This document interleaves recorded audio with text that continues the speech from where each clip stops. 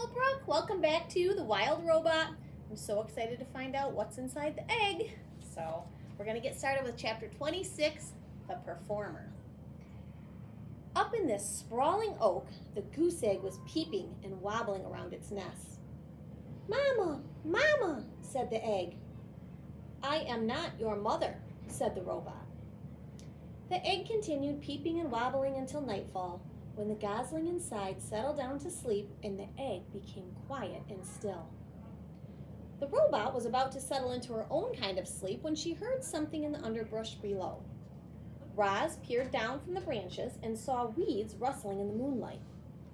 A creature was crawling past, but the creature stayed low, hiding in the darkest shadows so that Roz couldn't see who it was. Roz wasn't the only one watching. A pair of furry ears rose up behind the log. The ears belonged to a very hungry badger. He lay in wait as the shadowy creature came closer and closer, and when the time was right, the badger pounced. You might expect a creature under attack to run for her life or to defend herself, or at the very least to scream. But when the badger pounced, this creature just rolled onto her back, stuck out her tongue, and died. Not only was she dead, she was rotten. And the badger's face twisted with disgust. "Bleh! What a stench!" He pawed at the stinky corpse a few times and then gave up.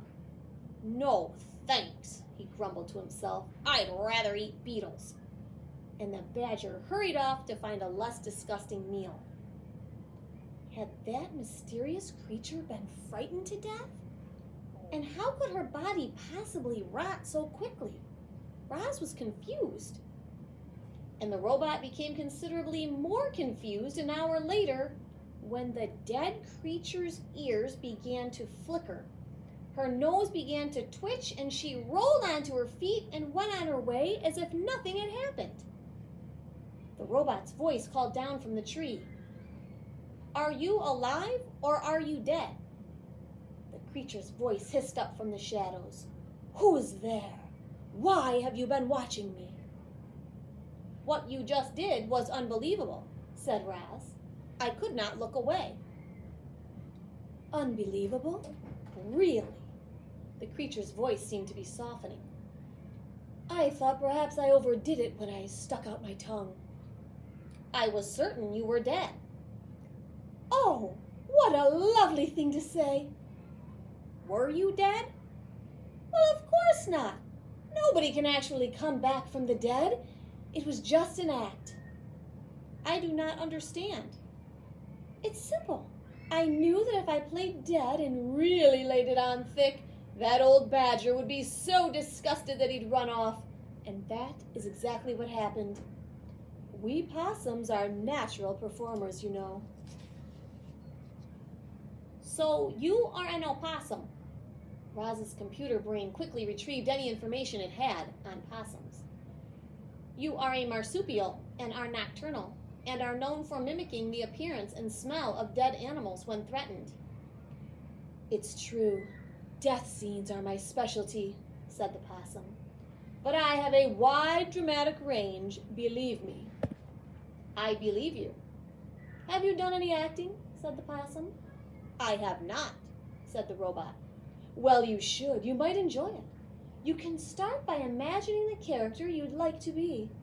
How do they move and speak? What are their hopes and fears? How do others react to them? Only when you truly understand a character can you become that character." The two odd creatures sat there, one in a tree, the other in the weeds, and talked about acting. The possum went on and on about her various acting methods and her triumphant performances, and our robot absorbed every word. "But why do you pretend to be something you are not?" said the robot. "Because it's fun," said the possum, "and because it helps me survive, as you just saw. You never know. It might help you survive, too." Soon the robot's computer brain was humming with activity. Performing could be a survival strategy. If the possum could pretend to be dead, the robot could pretend to be alive. she could act less robotic and more natural. And if she could pretend to be friendly, she might make some friends. And that might help her live longer and better. Yes, this was an excellent plan. Roz wasted no time and spoke her next words in the friendliest voice she could muster. Madam Marsupial, it would be a great honor and absolute privilege if you would kindly inform me of your name. Roz's friendly demeanor needed some work, but it was a start. Yes, of course, said the possum. My name is Pinktail. And you are? Leaves gently shook as Roz climbed down from the tree. It is a very lovely pleasure to make your acquaintance, my dear Pinktail. A moment later, the robot stepped into the moonlight. My name is Roz. Oh my! The possum gasped. You're the monster! I am not a monster. I am a robot, and I am harmless. Harmless? Really? Well, you do seem rather gentle. And I heard someone say that you don't eat any food at all, which makes no sense, but hopefully it means you won't eat me. I will not eat you, said the robot. I'm so glad to hear that, said the possum.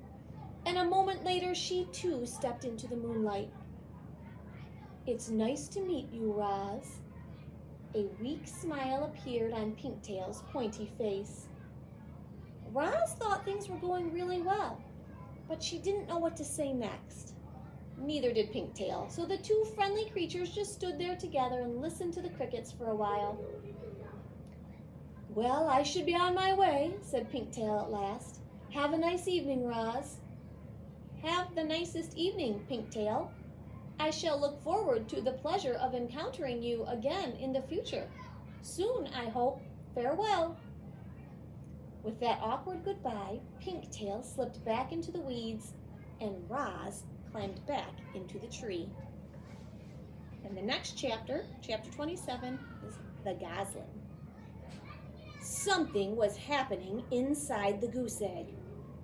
Tap, tap, tap. Tap, tap, tap. Tap, tap, crunch. A tiny bill poked through the eggshell, peeped once, and then continued crunching away.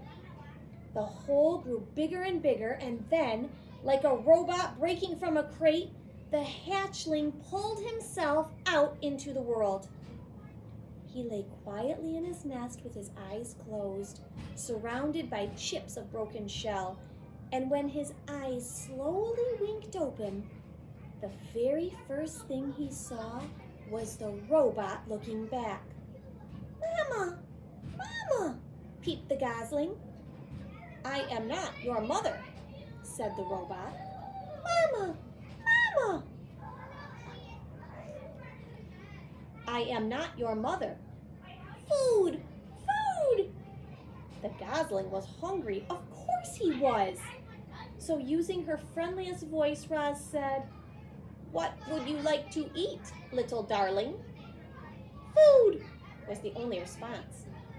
The hatchling was far too young to be helpful. Roz needed to find a grown goose, so she scooped up the nest with the gosling inside, placed it on her flat shoulder, and marched through the forest searching for geese. Chapter 28, The Old Goose. Ordinarily, the forest animals would have run away from the monster, but they were awfully curious why she was carrying a hatchling on her shoulder. And once Roz explained the situation, the animals actually tried to help. A frog pointed Roz up to the squirrels, a squirrel recommended that she speak with the magpies, and then a magpie sent them over to the beaver pond. The ground grew soggier, the grass grew taller, and soon the robot and the gosling were looking across a wide, murky pond. Dragonflies buzzed through the reeds, turtles sunned themselves on a log. Schools of small fish gathered in the shadows, and there, floating in the center of the pond, was an old gray goose. A very good morning to you, the robot's friendly voice boomed over the water. I have an adorable little gosling with me. The goose just stared, I am in great need of your assistance, said Roz. Actually, the gosling is in need of your assistance. The goose didn't move. Food, peeped the gosling. Food, food! That tiny voice was more than the old goose could bear, and she began gliding across the pond and squawking to the robot. What are you doing with that hungry hatchling? Where are his parents? There was a terrible accident, said Roz. It was my fault. This gosling is the only survivor. If there was a terrible accident, why does your voice sound so cheerful? The goose flapped her wings. Are you sure you didn't eat his parents? I am sure I did not eat his parents, said Roz, returning to her normal voice. I do not eat anything, including parents. The goose squinted at the robot. Then she said, Do you know who his parents were? I do not know. Well, they must have belonged to one of the other flocks on the island because nobody in my flock is missing. Will you take the gosling? I most certainly will not, squawked the goose. I can't take in every orphan I see. You say this is your fault? It seems to me that it's up to you to make things right. Mama, Mama, peeped the gosling. I have tried to tell him that I am not his mother, said the robot, but he does not understand. Well, you'll have to act like his mother if you want him to survive. There was that word again. Act. Very slowly, the robot was learning to act friendly. Maybe she could learn to act motherly as well. You do want him to survive, don't you? Said the goose. Yes, I do want him to survive, said the robot, but I do not know how to act like a mother. Oh, it's nothing. You just have to provide the gosling with food and water and shelter, make him feel loved, but don't pamper him too much, keep him away from danger, and make sure he learns to walk and talk and swim and fly and get along with others and look after himself. And that's really all there is to motherhood. The robot just stared. Mama, food, said the gosling. Now would probably be a good time to feed your son, said the goose. Yes, of course, said the robot. What should I feed him? Give him some mashed up grass, and if a few insects get in there, all the better. Roz tore several blades of grass from the ground. She mashed them into a ball and then dropped the ball into the nest. The gosling shook his tail feathers and chewed his very first bites of food. By the way, my name is Loudwing, said the goose. Everyone already knows your name, Roz, but what's the gosling's name? I do not know. The robot looked at her adopted son. What is your name, gosling? He can't name himself, squawked Loudwing. And then with a loud burst of wing beats, the goose fluttered up from the pond and landed right on Roz's head. Water streamed down the robot's dusty body as Loudwing leaned over the nest. Oh dear, he certainly is a tiny thing, said Loudwing. He must be a runt. I'll warn you, Roz, runts usually don't last very long. And with you for a mother, it'll take a miracle for him to survive. I'm sorry, but it's the truth. However, the gosling still deserves a name. Let's see here. His bill is an unusually bright color. It's actually quite lovely. If I were his mother, I'd call him Bright Bill. But you're his mother, so it's up to you. His name will be Bright Bill, said Roz as the goose fluttered back to the water. And we will live by this pond, where he can be around other geese. I will find us a sturdy tree nearby. You will do no such thing, the goose flapped her wings. A tree is no place for a gosling. Bright Bill needs to live on the ground like a normal goose. Loudwing sized up the robot. I suppose you two will need a rather large home. You'd better speak with Mr. Beaver. He can build anything. He's a little gruff at times, but if you're extra friendly, I'm sure he'll help you out. And if he gives you trouble, remind him that he owes me a favor. Chapter 29, The Beavers. Every day, the beavers swam along their dam, inspecting and repairing it. The wall of wood and mud allowed only a trickle of water to pass through, and it had turned a narrow stream into the wide pond that many animals now called home. As Roz and Brightbill walked around the pond, they passed hundreds of chewed-up tree stumps, proof that the beavers needed a constant supply of wood, and this gave Roz an idea. The robot swung her flattened hand, and the sounds of chopping wood echoed across the water. They were soon replaced by the sounds of footsteps and shaking leaves as the robot carefully walked along the beaver dam with a gosling on her shoulder and a freshly cut tree in her hands. The beavers floated beside their lodge and stared at the bizarre sight with open mouths until Mr. Beaver slapped his broad tail on the water, which meant, "Stop right there." The robot stopped. "Hello, beavers. My name is Roz, and this is Brightbill. Please do not be frightened. I am not dangerous." She held out the tree. "I have brought you a gift. I thought perhaps you could use this in your beautiful dam."